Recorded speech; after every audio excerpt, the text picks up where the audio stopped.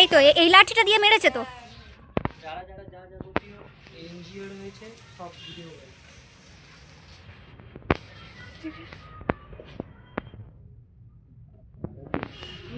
আমি ওপর মহলে একটা খবর পেলাম, বলছি এটা দীপক হালদারের ও নির্দেশে হচ্ছে, ঠিক আছে? তো শুভেন্দুর কাছে শুভেন্দুর নাম্বার ছিল না?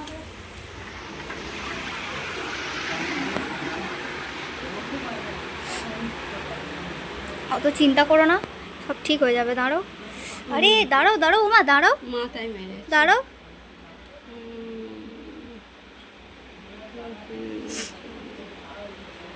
মা চিন্তা করো না, সব ঠিক হয়ে যাবে।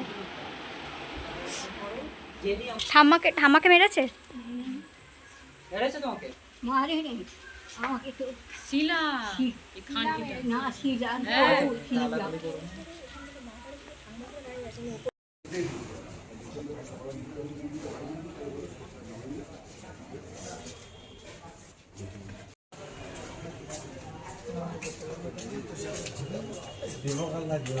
তাহলে সবার জিনাবাদ হবে না, ঢুকে গেলে কিছু ব্যাপার না, কিন্তু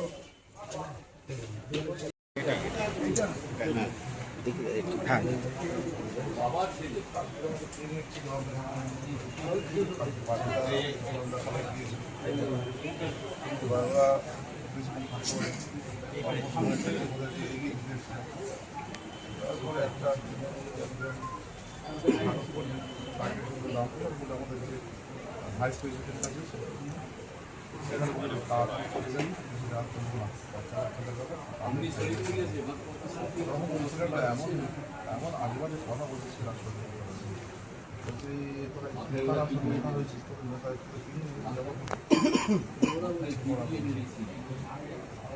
দল বল নির্বিশেষে সকলে যাচ্ছে, এখানে কোনো দল বল না, গ্রামের মানুষ সবাই কথা বলে কেন বলতেছে সেইভাবে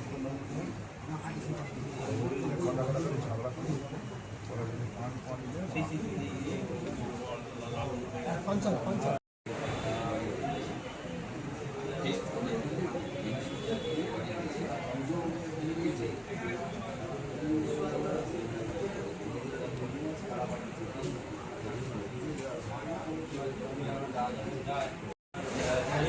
এই করে আমাদেরকে যাতে সরিয়ে দেয়, তারপরে ওরা এই বিজেপিটা করবে। এইভাবে কি নিয়ে সূত্রপাত? আচ্ছা, কী হয়েছে কালকে জোরে বলুন। কালকের আমার বউরা রাস্তার দিকে আসতে অন্ধকার, ওদের গলি আছে, আমার বউকে ধরে নিয়ে গিয়ে। কোথায় এটা? ওই আমাদের গ্রামের নাম গোয়ানারা।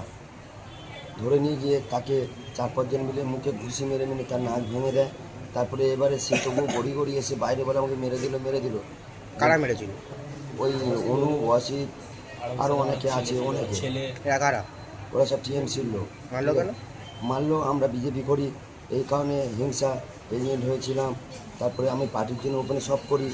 এখন ওরা 4 তারিখের পরে বলছে যে আমরাও বিজেপি করি, মানে 4 তারিখের পরে, আবার 4টের পরে ওরা বলছে, ঠিক আছে, জানে আমাদেরকে মেরে সরিয়ে দিলে ওরা আবার রাজ করবে, পথ পাবে, এই প্ল্যান ওদের। তারপরে আমরাও আমাদের ওকে যেতে আমাদের গিয়ে প্রথমে লোহার পাইপ দিয়ে মাথায় মারে, আমাকে আমার দাদাকে সব মেরে ফেলার চেষ্টা করে।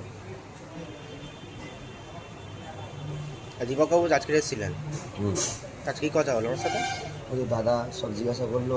দাদাকে কালকে রাত্রেও ফোন করেছিলাম, সঙ্গে সঙ্গে স্টেপ নিয়েছে, উনি এখন এসে দেখা করলো। আপনার নাম? আমার নাম সুবল মণ্ডল।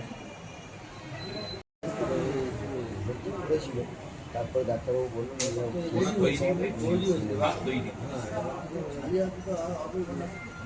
বললেন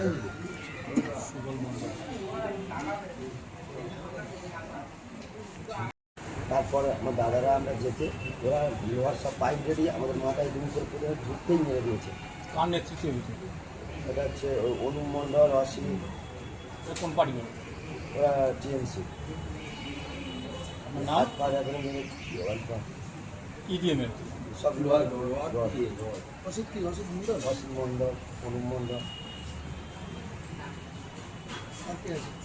অনুপ মণ্ডল, ওর ছেলেরা আছে, তারপরে আমরা কেউ তো ছিল না।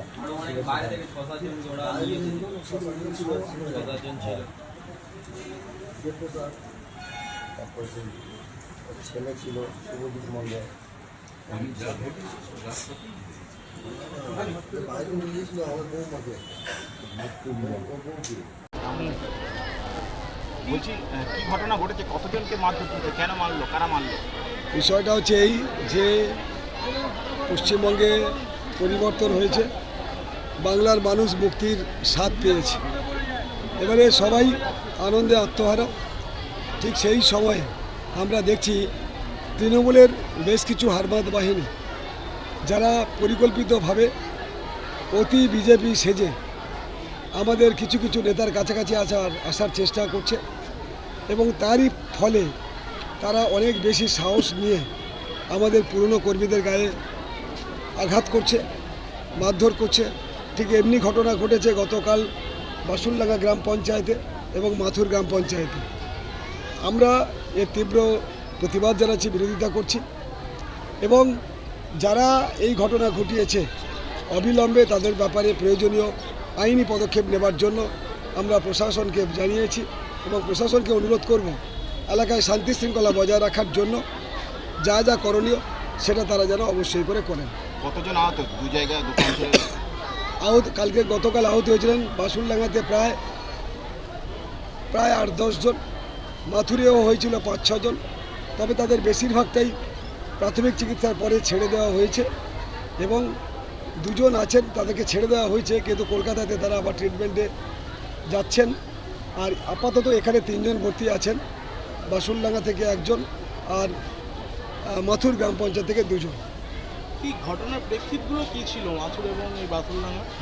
বিষয়টা হচ্ছে এই যে এখন নির্বাচনে জিতেছে তারা একটা সকলে মিলে একটা প্রীতিভোজের আয়োজন বোধহয় করেছিল।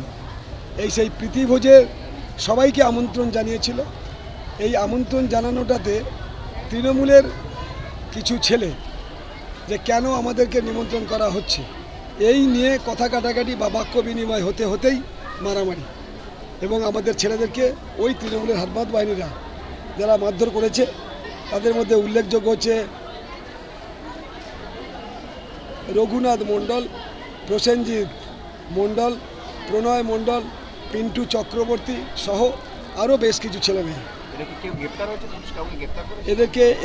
এদেরকে ব্যাপারে গতকাল অভিযোগ জানানো হয়েছে, 1 জন গ্রেপ্তার হয়েছে বলে শুনেছি।